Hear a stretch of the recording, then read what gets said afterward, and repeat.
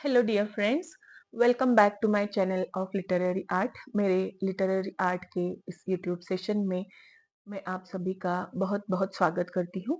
तो आज जो हम पोएम स्टडी करने जा रहे हैं वो है hunger hunger by Jayanta Mohapatra.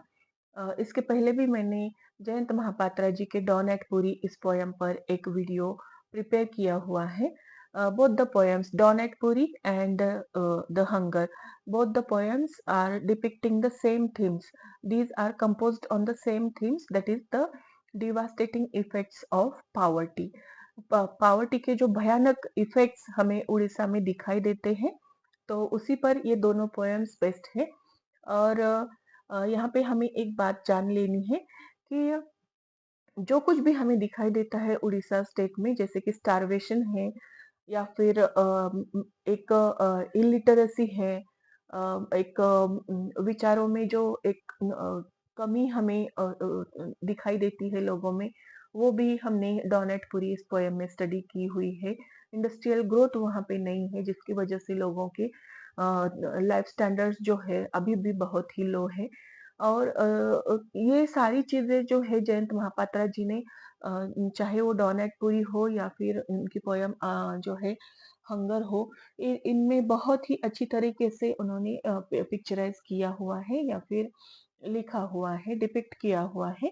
तो friends, let us turn towards the brief introduction to the poet Jayanta Mahapatra, और उसके बाद हम जो पोयम है हंगर उसको स्टडी करेंगे। तो Jayanta Mahapatra was born on October 1928। Cuttack में उनका जन्म हुआ था, उड़ीसा स्टेट में 1928 में। And he was born and brought up in Odisha, and certain poems which had been contributed to in English literature.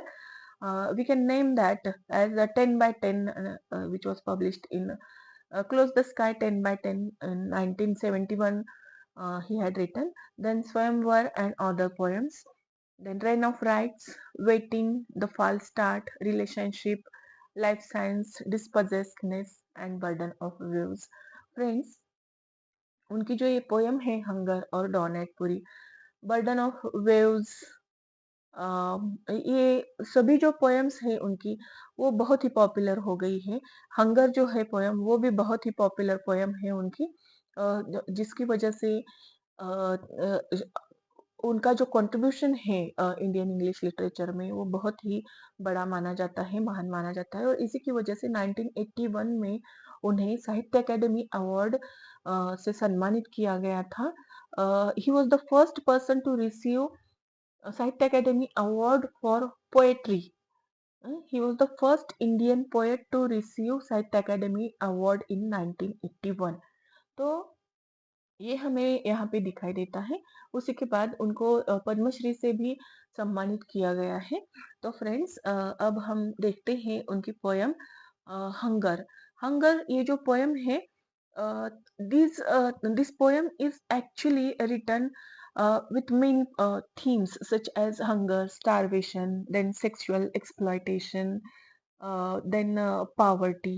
ये जो सारी थीम्स है वो हमें यहाँ पे दिखाई देती है। मैंने अभी अभी कहा कि डॉन एट पुरी ये जो पोयम है, ये हमें उड़ीसा में जो पावर्टी है उस पर बेस्ड लिखी हुई थी जयंत महापात्रा जी ने। और ये जो हंगर है उसी उसमें भी हमें जो भयंकर जो इफेक्ट्स पावर्टी के हैं वो हमें यहाँ पे देखने को मिल जाते हैं।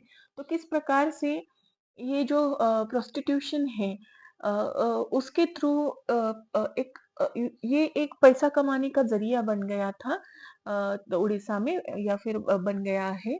और किस प्रकार से एक फादर जो है अपने डॉटर से प्रोस्टिट्यूशन के जरिए पैसा कमाकर अपनी फैमिली चलाता है, इसके बारे में उन्होंने यहाँ पे हमें कुछ बातें समझाई हुई हैं। तो ये बहुत ही वल्नरेबल थिंग है, that is the most vulnerable thing which has been described here by the poet. So let us turn towards the poem. Line by line I shall read and later on I shall summarize it. तो friends, ये जो poem है hunger, ये जो है एक Stark picture of poverty है। और उसके जो कॉन्सिक्वेंसेस है पॉवर्टी के, उसकी वजह से शायद the person who is described here in the poem has engaged in the immoral activity, and then also he is feeling guilty. Why? Because the poet is feeling guilty. Why? Because he has come with certain immoral intentions to the person who is providing his daughter as a prostitute to the people, and knowing this fact, the poet has approached, or the person in this poem has approached, the speaker has approached to this fisherman, and after seeing that daughter or that girl, he is feeling guilty. That means how the poverty can lead to the person, or the person to whom we call as next to God, the father. Father is the person to whom we can call as next to God person in the life of a daughter, but he himself is providing his daughter to the other people as a prostitute. So this is the most vulnerable fact which we can see, which has happened and experienced by the poet, and he has uh, uh, depicted this experience of himself through this poem. बहुत ही गलत बात जो है, भयंकर बात जो है, यहाँ पे जयंत महापात्रा जी ने हमें यहाँ पे बताई है। उनका जो एक्सपीरियंस रहा है, सेल्फ एक्सपीरियंस, कि वो खुद एक इमोरल एक्टिविटी में एंगेज हो जाते हैं। उनको he was longing for the physical desires, उनको फिजिकल डिजायर थी, और उन्होंने कहीं पे सुना था कि ये फिशरमैन जो है अपनी एक सुंदर सी लड़की है उसको प्रोवाइड करता है as a prostitute in return of money. तो अप्रोच करता है उस फिशरमैन को, और फिशरमैन को अप्रोच करने के बाद वो फिशरमैन जो है अपने हट में उसे ले जाता है, अपनी झोपड़ी में ले जाता है, और वो दिखाता है कि वहां पे मेरी डॉटर है, शी हैज जस्ट टर्न 15, 15 साल की मेरी बच्ची जो है वो यहाँ पे है, एंड यू कैन फील हर। तो इस प्रकार से कुछ सोसाइटी में जो घटनाएं घट रही है, तो वो बहुत ही भयंकर है। ऐसा एक एक्सपीरियंस जयंत महापात्रा जी ने हमें यहाँ पे बताया है, और उसका कारण उन्होंने यहाँ पे जो दिया है वो है पावर्टी। जो आर्थिक परिस्थितियां उड़ीसा में जो निर्माण हो गई है, they are leading to the people to engage in the immoral activities such as providing the self daughter to the other people as a prostitute in return of money. So ये जो बहुत ही बड़ी भयंकर बात यहाँ पे हमें जयंत महापात्रा जी ने बताई हुई है। तो friends, I shall read the poem. See, it was hard to believe the flesh was heavy on my back, the fisherman said, will you have her, carelessly trailing his nets and his nerves, as though his words sanctified the purpose with which he praised himself.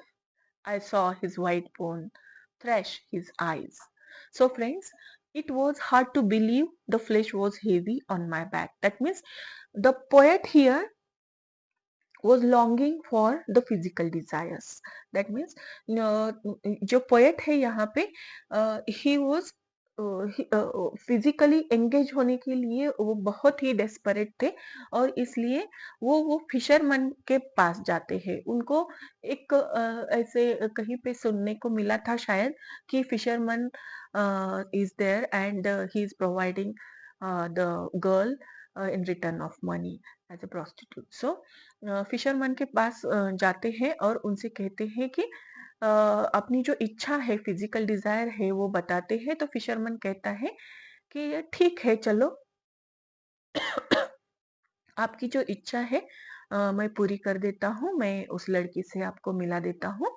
और वो जो poet है वो उसके साथ निकल पड़ते हैं। वो देखते हैं उसका चेहरा फिशरमैन का, तो वो कहते हैं I saw his white bone thrash his eyes, that means due to starvation only he was thinking that this person is looking so weak. So I followed him across the sprawling sands. तो यहाँ पे बीच का जो नजारा है उन्होंने describe किया हुआ है। बहुत सारा सैंड जो है बीच पर, तो वो बीच पर के सैंड में से चले जा रहे हैं, my mind thumping in flash sling. तो बार बार उन्हें उनकी जो इंटेंस फिजिकल डिजायर है उसे पूरी करनी थी, और इसी के लिए वो फॉलो कर रहे थे उस फिशरमैन को जो वहां पे उनकी विश पूरी करने के लिए लेके जा रहा था।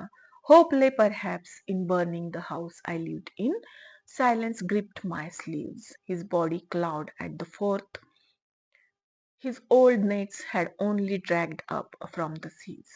तो वो चला जा रहा है फिशरमैन के पीछे पीछे, और silence gripped my sleeves, that means he was knowing, he was feeling guilty somewhere in his heart that he is engaging in the immoral activity. In return of money he is going to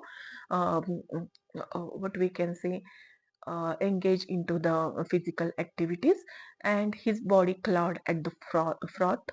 His old nets had only dragged up from the seas।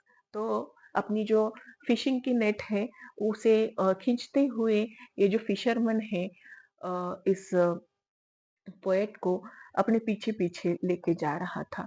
In the flickering dark his hut open like wound, the wind was I, and the days and nights before palm fronds scratched my skin.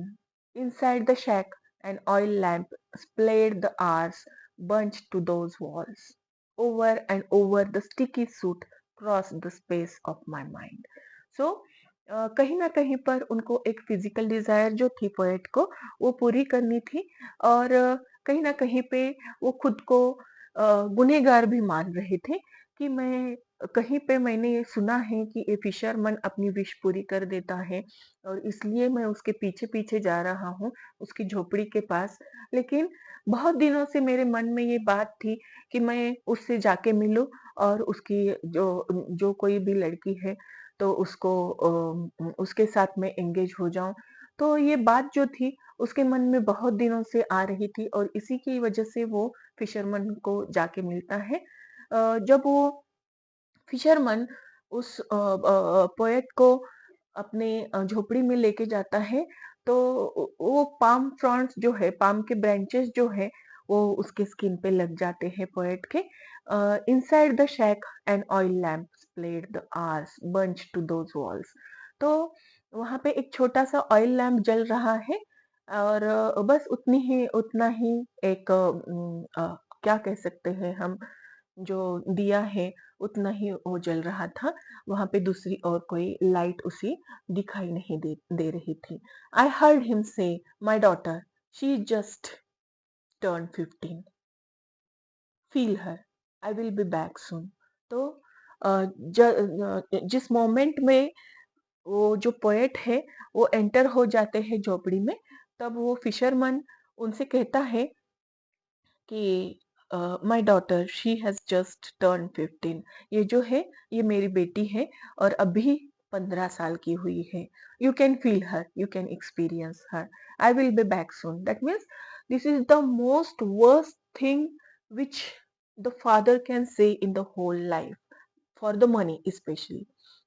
तो हम ये सोच भी नहीं सकते हैं कि एक जो पिता है जिसे हम हमारी लाइफ में ईश्वर समान मानते हैं, तो वो एक व्यक्ति को ऐसा कहता है कि अ, ये जो है ये मेरी बेटी है, और इसके साथ आप फिजिकली एंगेज हो जाइए, और इसके रिटर्न में आप मुझे पैसा देने वाले हैं। तो अ, अभी-अभी वो 15 साल की हुई है, और आपको अच्छा लगेगा वगैरह वगैरह। तो ये सारी बातें जो है वो फिशरमैन यहाँ पे पोएट को कहता है, और ये सारी बातें सुन के ही पोएट का मन सुन्न हो जाता है कि एक फादर जो है जिसे एक लड़की अपनी लाइफ में एक प्रोटेक्टर समझती है, एक बहुत ही सुरक्षा कवच, बहुत ही बड़ा सुरक्षा कवच मानती है, या फिर नेक्स्ट टू गॉड मानती है या फिर गॉड ही मानती है, ईश्वर मानती है अपने पिता को, तो वही जो है उसने अपने बेटी को अपनी कमाई का दिया बना लिया है। और उसी की वजह से आज जो है वो किसी ना किसी प्रकार से एक इमोरल एक्ट में एंगेज हो गई है। और ये देख के पोएट का मन यहाँ पे सुन्न रह जाता है। योर बस लीव्स एट 9।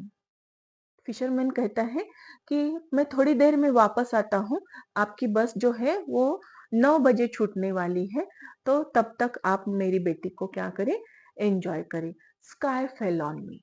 तो यहाँ पे पोएट कहते हैं कि स्काई फेल ऑन मी, बहुत ही बड़ी विपदा में वो फंस गए थे। बहुत ही बड़ी विपदा, वो क्या कह सकते हैं हम, वो कहते हैं कि मुझे ऐसा लग रहा था जैसे कि बहुत ही बड़ा बोझ पड़ गया है मेरे शरीर पर, मेरे मन पर। And a father's exhausted wile long and lean, her years were cold as rubber. That means पता नहीं कब से इस फादर ने उस बच्ची को एंगेज किया हुआ था इस इमोरल एक्टिविटी में, और वो वहां पे ऐसे पड़ी हुई थी just like rubber. That means उसके मन में कोई फीलिंग्स नहीं थी, उसके चेहरे पे कोई भाव नहीं था। She opened her warm legs wide. I felt the hunger there. तो उस वो क्या करती है, अपने पैर फैलाती है, और पैर फैलाते ही पोएट को लगता है कि this is the hunger. That means जो स्टारवेशन है, जो भूख है, अपने पेट की जो भूख है, उसे ये सब करवा रही है। और इस पेट की भूख सिर्फ और सिर्फ उसको नहीं है, बल्कि उसके पिता को है, उसकी पूरी फैमिली को है, ब्रदर है, सिस्टर है, उसकी जो सिबलिंग्स है, तो उसकी मदर है, उन सभी का पेट शायद उसकी इस एक्टिविटी से चलता है, और इसीलिए शायद वो उसमें एंगेज हो गई है। And the other one, the fish slithering turning inside. और दूसरी एक जो भूख थी, वो पोएट को थी कि उसके साथ वो फिजिकली इंटीमेट हो जाए। तो ये दो जो बातें हैं, एक भूख है जो फिजिकल है, और दूसरी भूख भूख जो है वो पेट की है।